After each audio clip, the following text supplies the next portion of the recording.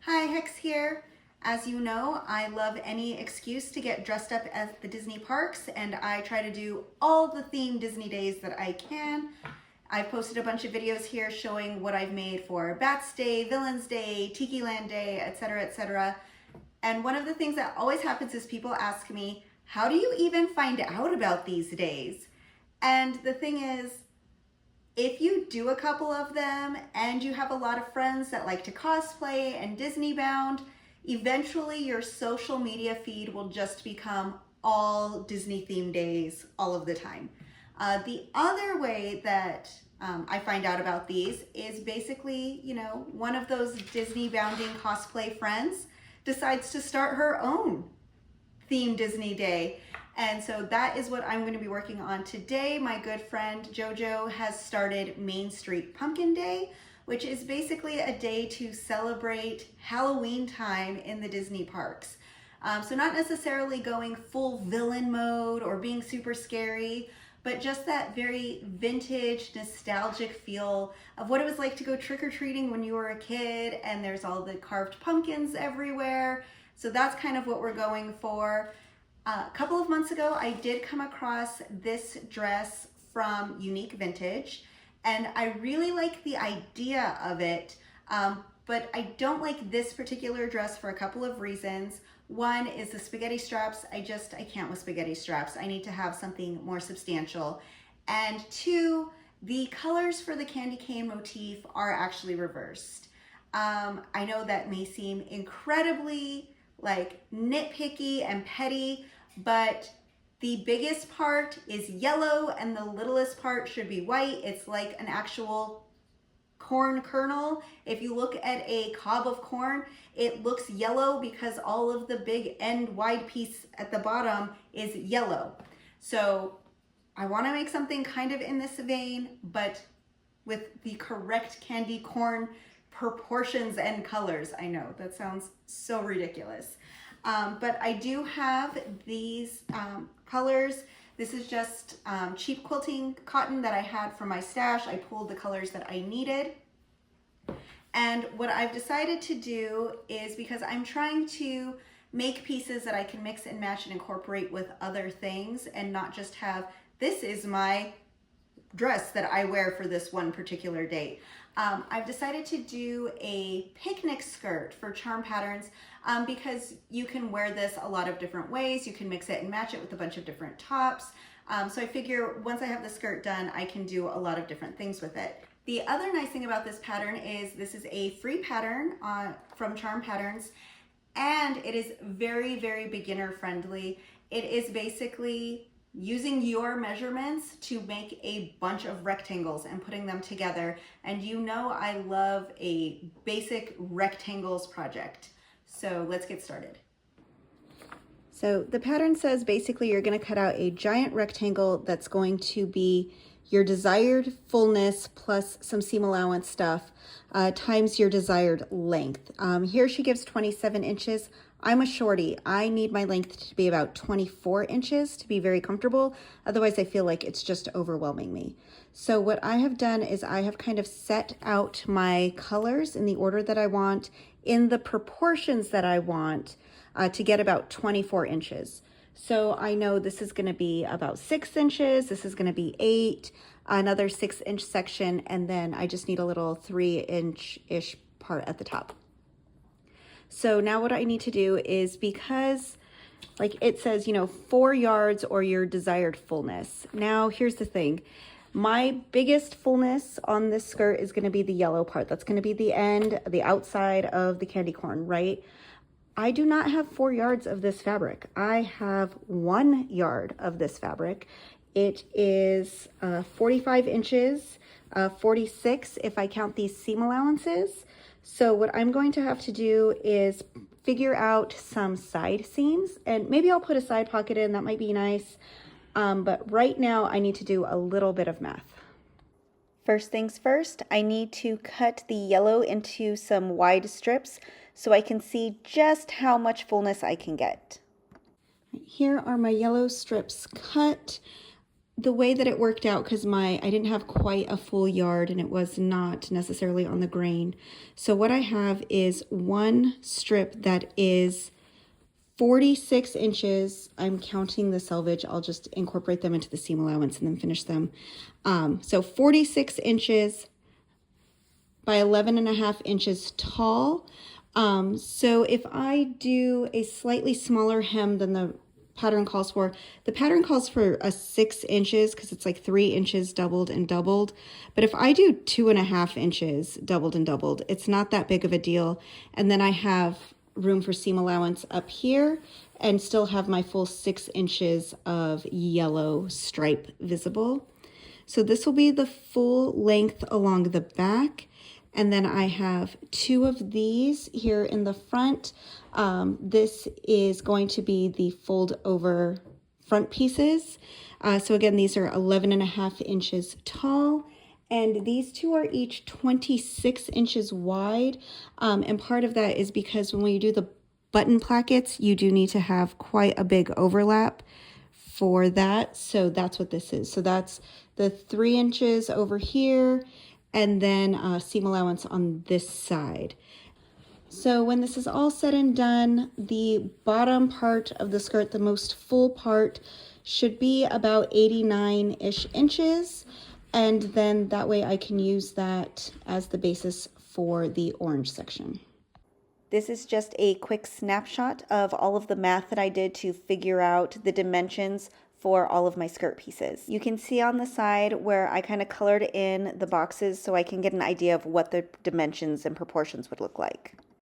All of my numbers are based off of having this 36-inch waist, and then I want to get to 89 inches. So what I kind of did is I added about 13 inches for each tier. So each tier is going to be about 13 inches wider than the previous. To get the dimensions for each piece, I would take the tier width and divide it in half to get the back width. And then I would take the back seam allowance, which is going to be 5/8 plus 5/8, which is 1¼ inches. And that would give me the total width for the back section. For the height of each tier, I basically take the height that I want and then I add 1¼ inch seam allowance, and that gives me the height. So now I know for the back black piece, I need to cut one piece that is 25⅔ inches by 4¼ inch. Similar method for the front overlap pieces, except for I'm going to divide it by 4. Because these front pieces have this overlap placket that's going to be kind of wide, the seam allowance I need to add is actually 3 5/8 inches. And I just carry over the total height that I calculated before. And then I cut 2 pieces with those dimensions. I have all of my pieces cut. So there's going to be the big long back side for each piece getting progressively smaller as we make our way up to the waistline. And then there are 2 shorter pieces on each side. And remember, the yellow is kind of long, kind of wide, because it's gonna get hemmed up at the bottom. I have my orange and my white, and because I'm doing a side seam, I might as well do a pocket. So I've cut out some pockets with the scrap of the white, and I've drafted them so that they're just a bit smaller than the actual like seam, because remember it's going to be about 5/8 and 5/8 inch seam allowance, so that should be fitting right there in the middle. And then I have my top back piece and my waistband, and so I'm ready to start putting all of these pieces together. I'm doing these in sections as much as possible so I don't have to keep switching my thread back and forth, but basically just sewing the front sides to the back side with a 5-inch seam allowance. And because this skirt could potentially be worn open, I do want all the seams on the inside to be finished. So what I'm doing is I am just trimming down one of the seam allowances, kind of short, like 1/8, 1/4 inch, somewhere kind of in there. Once it's all trimmed, I'm going to open it up and lay it flat. And then I'm going to take that longer seam allowance and fold it and tuck it over the shorter one. And then that way the shorter seam allowance is fully encased, and then the longer one is folded over. So you see when I have this, I'm going to go ahead and pin this down. There will be no raw edges at all. So I'm going to do this and then sew this down flat, and that way on the inside you will not see any raw edges. It will be nice and neat and completely enclosed. I'm doing 2 lines of gathering stitches all along the top edge of this yellow piece, because this is what's going to get gathered into the orange tier that's going to be right above it. And so this is basically 2 rows of stitches on a long stitch length that I'm doing 5 millimeters, about a quarter an inch and a half inch away from the seam allowance. That way when I sew it at 5/8 of an inch, it will still be completely enclosed and you won't see any of this. And there you can see it's already started trying to gather itself. Before I change my thread color, I'm going to go ahead and do the hem on this skirt. So hopefully my measurements were correct, because it's going to be a little bit before I can try this skirt on. And it's easy right now because basically I'm still just working with a giant flat rectangle. It'll get a lot harder to do this once I start adding the tiers and things are getting gathered. So this is actually a perfect time to go ahead and just do this hem. Then I'm going to switch the thread and then build each tier the same way that I did this one, moving my way up. Okay, so we're going to do that on all the stripes except for the white ones, because I am going to put a little inset pocket. So I have just marked out my seam allowance at the top and bottom, and I'm going to make sure that the pocket is fitting right at the top of the seam allowance up here. And then you see that kind of meets up at the seam allowance there.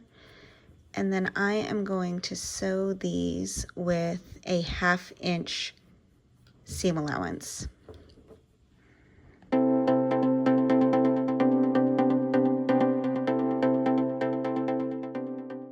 I'm going to build this like I would any other skirt pocket. Basically, I just iron it open, and then I'm going to take the coordinating piece and, going right sides together, stack them so that they match up at all of the points and edges. And once I have that lined up, I'm going to stitch all along the edge at 5/8 of an inch.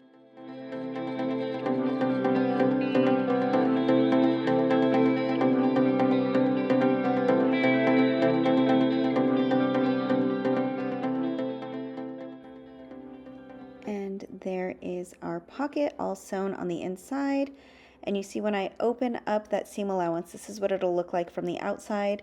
Just a flat seam, but there is a pocket in there.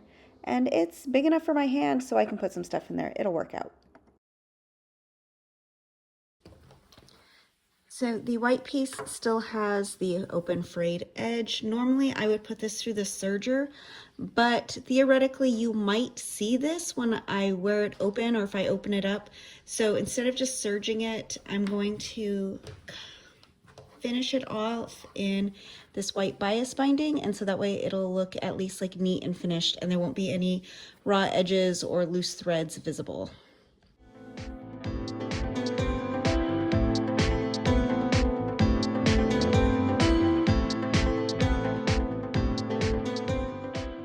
And there is a nice finished pocket edge. I'm getting ready to attach my tiers to each other. So what I've done is I have marked the facings for the button plackets, and I've just matched those up because I don't want that part gathered. And then I've matched up where the side seams are gonna go because I wanna make sure those stay straight and matched up the whole way through. So there's the other side seam. And then there is the other mark for the button placket. So I'm going to gather the yellow into the orange so it's the same size, and then I'm going to go ahead and sew that down.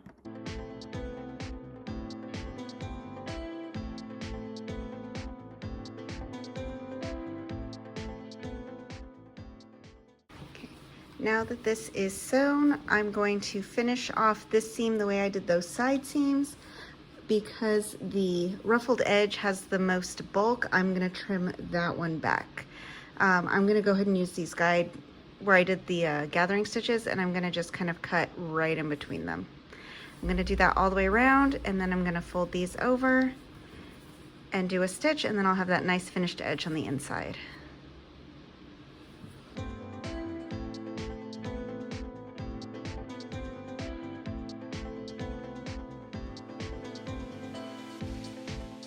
Just like we did with those side seams, we're going to tuck the longer seam allowance around the shorter trimmed one, and then we're going to just fold it down, and I'm going to pin it. I'm not going to sew it yet because I want to get the button plackets ready first.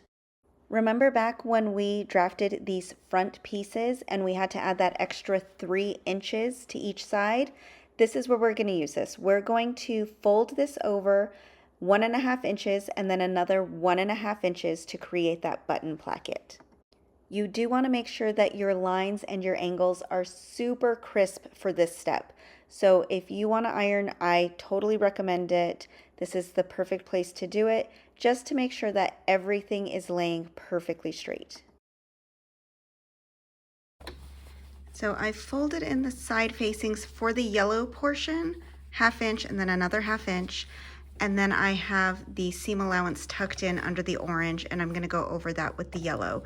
And so that way I'm gonna do the facing and the seam finishing with the yellow thread, and then I'm gonna kind of do it in steps. So then after I attach the white to the orange, I'll do the orange facing and the orange seams finishing with the white, etc., etc. So that way I don't have to keep switching my threads back and forth, and I can have kind of a more continuous stitch, which should give it a little bit more strength.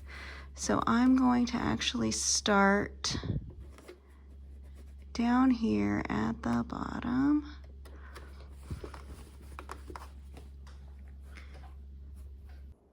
I'm stitching about 1/4 inch away from that folded edge, and I'm just doing that all the way around and all the way down.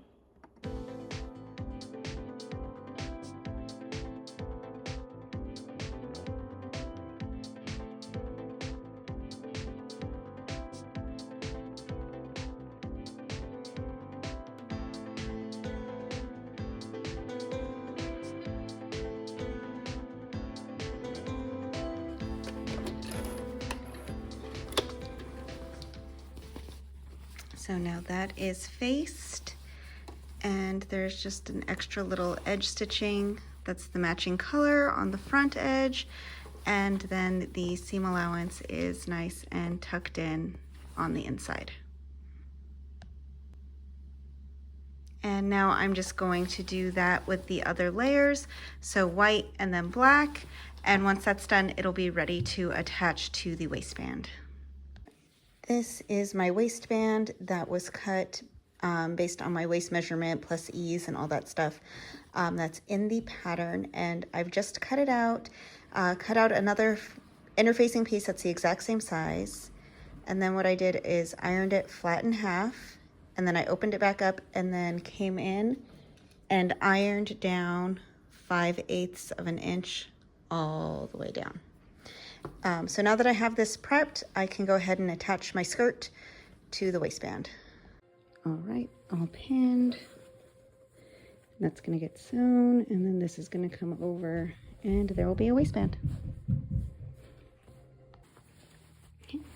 I've sewn on my waistband to the skirt, and then what I'm gonna do is, here's the edge, and you can see that this extends out. This is gonna be your 5/8 of an inch. So what I'm gonna do is kind of open this back up and right sides together, fold it back, and then I am going to stitch this section right here to finish off that edge, and this is what it's gonna look like. So I've done this side, I've stitched it, I trimmed it back and did the little corner that just gets rid of bulk, because now it is time to flip it out. And I'm gonna just, whoop, there we go. So now you have a nice neat corner, and this will all flip on to the inside right at that stitching line. And then look at that. It's going to have a nice, neat, enclosed seam. So I'm going to go ahead and do the other corner, get this all nice and ironed, and then basically I'm going to do a little bit of edge stitching right in the ditch from the right side, and this extends down just a teeny tiny bit and it'll catch, and then that way the inside will stay down, and then that will be like the skirt constructed. So stitching in the ditch, we're gonna go right, and we're gonna make sure that we stitch right in this little, where the seam splits open. And we're just gonna go nice and slow. Make a little adjustment here at the beginning before we get too far gone. And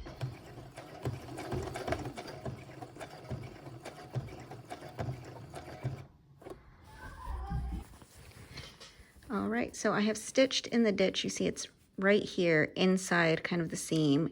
Can't really see it from the front. It's kind of invisible, but it did catch that little overhang on the back. And so the inside of my skirt is all finished and tacked down.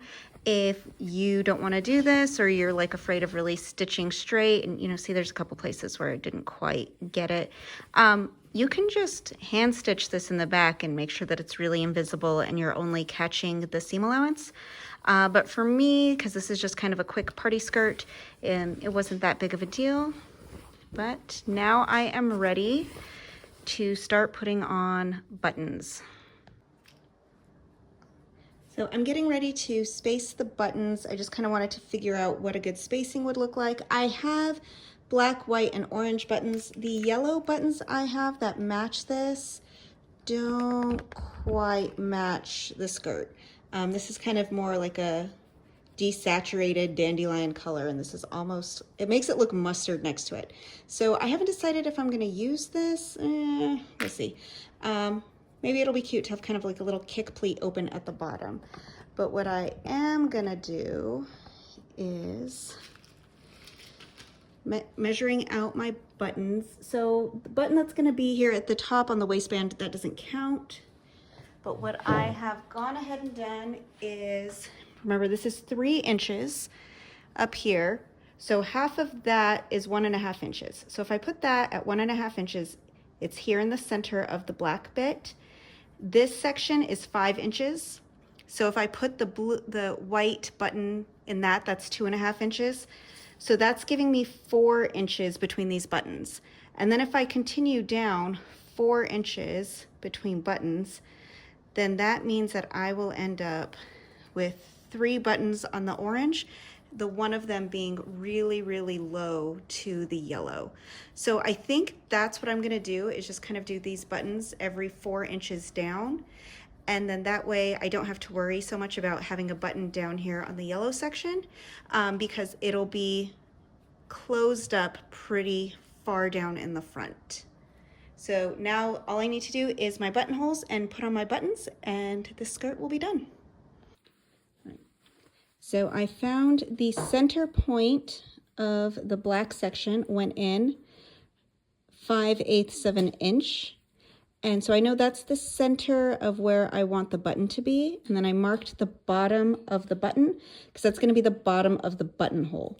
And then I used that bottom section to measure down 4 inches and then 5/8 inch all the way down. So that's why this one looks so far down at the edge, because remember, that's going to be the very, very bottom edge of the buttonhole.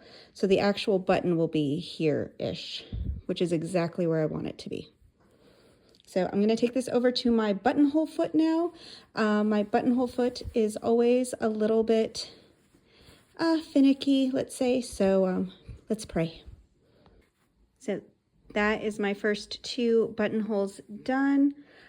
So I just need to split this open. Since I have the black thread already in the machine, I'm going to sew the black buttons.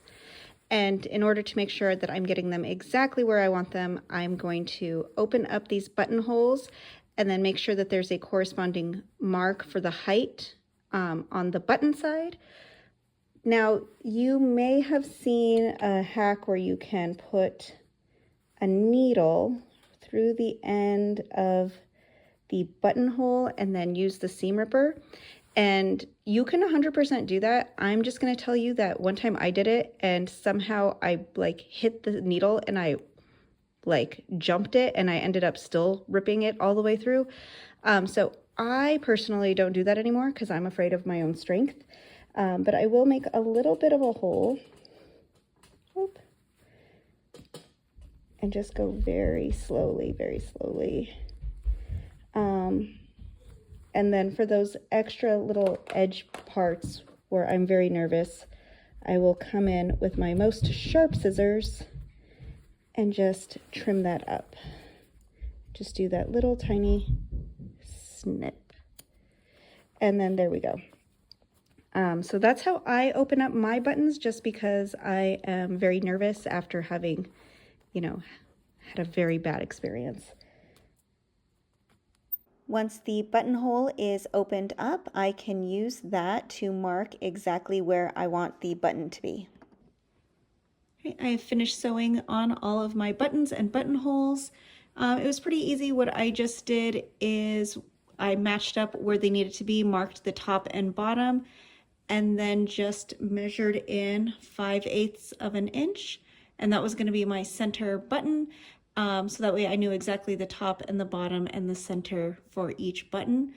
And that is how I figured out where each one needed to go, went all the way down, and now my skirt is finished.